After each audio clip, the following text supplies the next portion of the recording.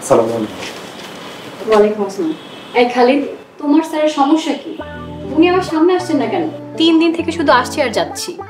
খালিদ ভাই, তুমি একটু স্যারকে বলো না, আমি ওনার সাথে দেখা করতে চাই। ম্যাডাম, আপনি ব্যস্ত হবেন না, উনি সময় মতো আসবেন। কিসের সময় আমি বুঝলাম না। তুমি জানো, আহমেদ স্যারের গল্প শুনতে শুনতে আমি ওনার ভক্ত হয়ে গেছি। প্রফেশনাল লাইফে আহমেদ স্যার আমার আইডল, আমার ইন্সপিরেশন। একবার ওনার সাথে দেখা করতে চাই। তুমি একটু বলো না ভাই। আপনি স্যারের সম্পর্কে কি জানেন?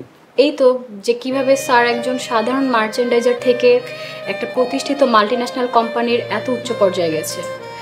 জানো, ওনাকে আমাদের কোম্পানির ফিউচার সিইও বলা হয়। কিভাবে ওনার জাদুর স্পর্শে এই কোম্পানির চিত্র বদলে গেছে। উনি যখন যেখানে যে পরিস্থিতিতেই গেছেন, সেখানে মেধার স্বাক্ষর রেখে এসেছেন। শুধু ওনার চেহারাটাই আমি চিনি না। উনি প্রয়োজন ছাড়া ছবি তোলেন না, ফেসবুকও ব্যবহার করেন না, প্রচার বিমুখ মানুষ। সে সবই আমি জানি। আচ্ছা খালিদ, স্যার ম্যাডামকে নিয়ে আসেননি?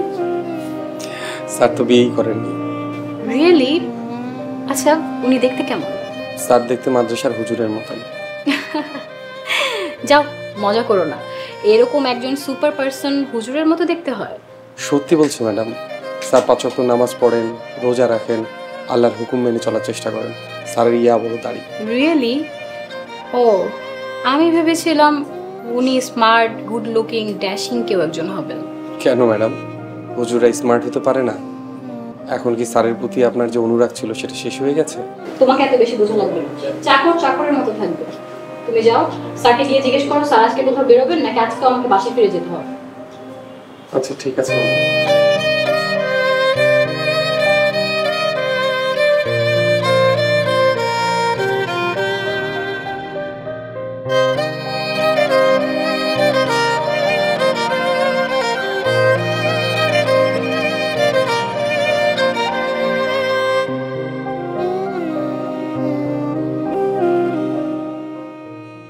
হ্যাঁ মিস্টার নাজিম, আমি অফিসে আসতেছি।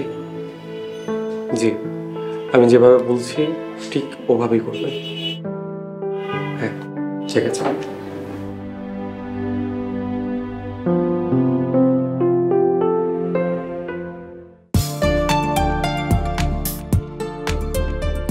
ম্যাডাম চলুন।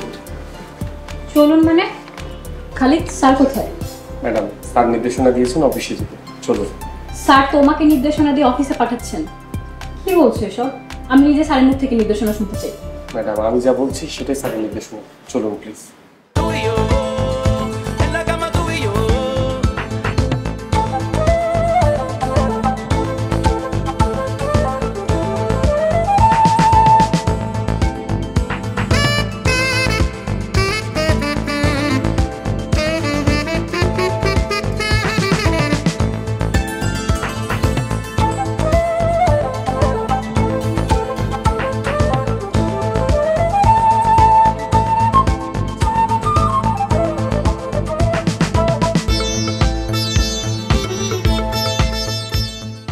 খালিদ, তুমি আমার পাশে কেন বসতেছো? কোথায় বসবো ম্যাডাম? আমার পাশে বসার তোমার কোনো যোগ্যতা নেই। মনে রাখবে, আমি কোম্পানির একজন সিনিয়র অফিসার, আর তুমি স্যারের সামান্য একজন কাজের লোক। কাজের লোকেরা যেখানে বসে সেখানে বসবে। যাও, ড্রাইভারের সাথে সামনে গিয়ে বসো। Get out.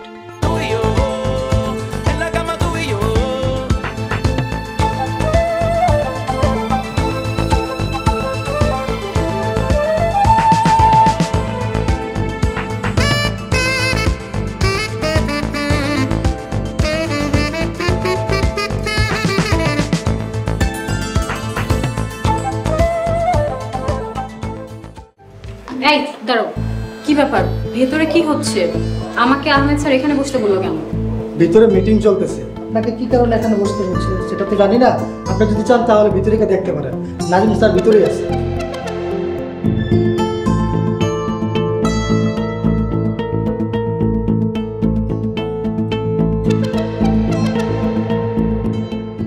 আহমেদ স্যার, যা বলছিলাম, করোনা পরিবর্তে আমাদের সার্ভাইভ করা বড় কঠিন ছিল।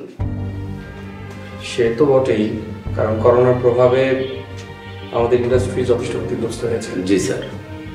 আসলে এগুলো থেকে উত্তরণের জন্য আমাদের এখন বিভিন্ন পদক্ষেপ গ্রহণ করতে হবে। জি। কি করলে কি হবে, ফ্যাক্টরিতে লোক সংখ্যা কিরকম আছে, এবং কোন বইতে যেতে হবে, এগুলো একটু সবাই মিলে বসে আমরা একটা মিটিং করে। জি স্যার। আপনি একটা মিটিংয়ের আয়োজন করেন। জি। আমাদের যতগুলো প্রতিনিধি আছে এবং যারা আমাদের সাথে কাজ করছে এবং যারা অনেক বেশি অ্যাক্টিভ আছে, এই মানুষগুলোকে নিয়ে আমি একটু কথা বলতে চাই। ঠিক আছে স্যার।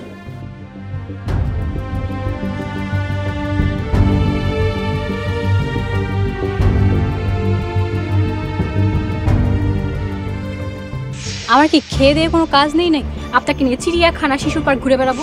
বাহ, অত্যন্ত সুন্দর করে বললেন স্যার, আপনাকে ধন্যবাদ।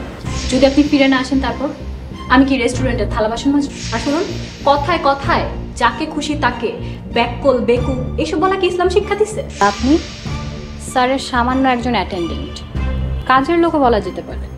আমার পাশে বসার তোমার কোনো যোগ্যতা নেই। মনে রাখবে, আমি এই কোম্পানির একজন সিনিয়র অফিসার, আর তুমি স্যারের সামান্য একজন কাজের লোক।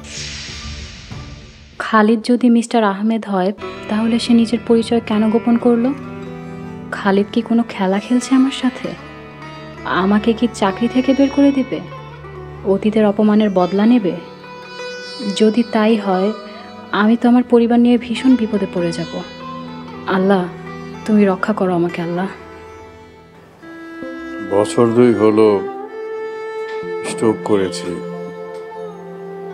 প্রথম বছর অফিস থেকে স্যালারি দিয়ে গেছে, আমি আর সুস্থ হয়ে উঠলাম না, চাকরিটা চলে গেল। তখন থেকেই মেয়েটার কাঁধে বসে খাচ্ছি। মিম, দেখে যাকে এসেছে। কে এসেছে মা? দেখে যা, তোর জন্য সারপ্রাইজ। আসছি মা। আয়।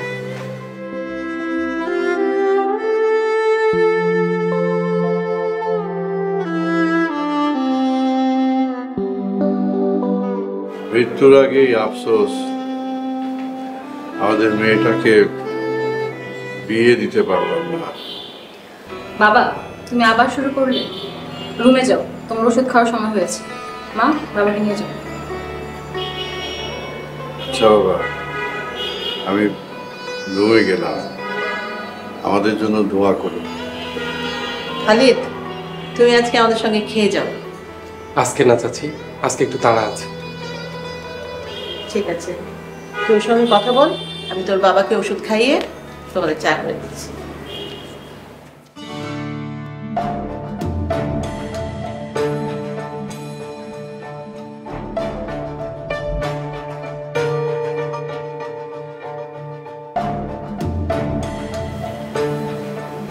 বাসার খোঁজ কিভাবে পেলেন?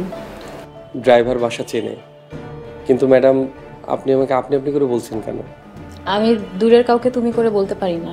কাছের কেউ তো সকালেও ছিলাম না। আগে ভুল করেছিলাম, এখন নিজের ভুল শুধরে নিয়েছি।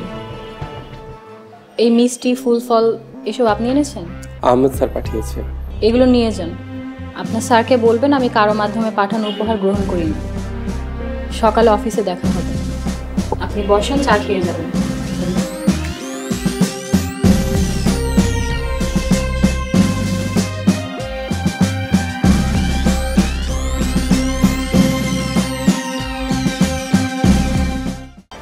দেশ জুড়ে যে কোনো নম্বরে সর্বনিম্ন ক্যাশ আউট চার্জ শুধু নগদে।